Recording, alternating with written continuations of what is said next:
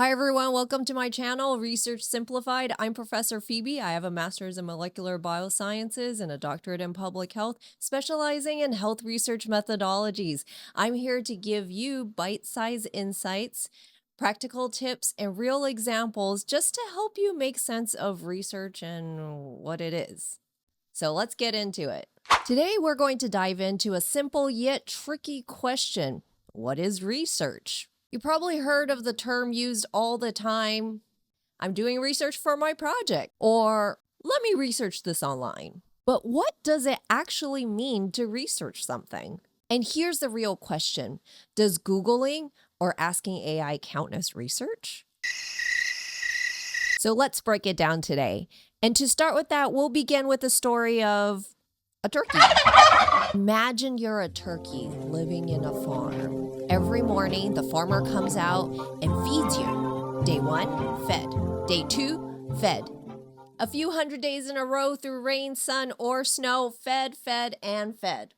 So naturally, as the turkey, you start thinking, I've cracked the code. This farmer loves me. Every day, food happens. This farm is a safe place to stay. But then Christmas Eve comes, and well, let's just say the events of Christmas Eve dinner didn't exactly support the turkey's original conclusions.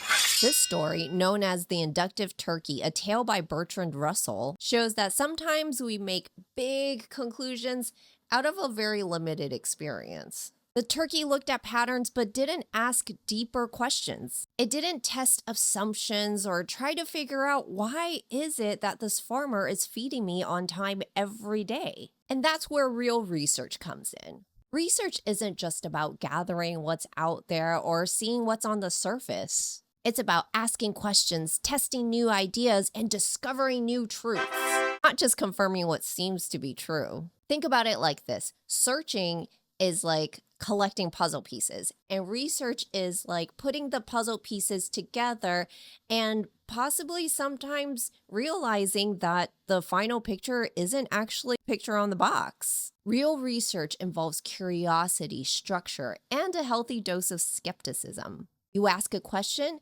gather evidence, analyze, and interpret it carefully.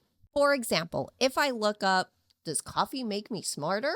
I'll find thousands of results from manuscripts to blog posts to ads to AI summaries. But real research would mean reading those studies. Yes, that's right, reading every single study, checking who funded them, figuring out how is smartness measured, and maybe even running my own experiment.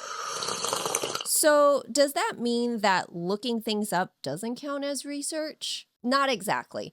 Think of Googling something or using AI as a starting point, a map to information. Searching is a part of research, but not the whole part. It's like looking at restaurant reviews before actually eating there. It doesn't give you the whole experience. You research, you go beyond collecting answers. You try to understand why those answers even exist, how reliable they are, and what other possibilities might be missing. In a world where information is everywhere, doing good research helps you determine signal from noise. It makes you less like a turkey, just accepting the patterns, and more like a detective, figuring out the truth behind them. Whether you're writing a paper, figuring out what's the best diet, or evaluating a news story, good research gives you power. The power to think critically and avoid getting fooled by incomplete data. So next time someone tells you that they are doing research, you can smile and ask, are you searching or are you researching? One gathers facts and the other builds on the knowledge. If you found this helpful, give this video a thumbs up, subscribe for more curious conversations, and drop a comment. Thanks for watching, and I'm Professor Phoebe. And remember, never take a farmer's word for it without checking the calendar first. Bye.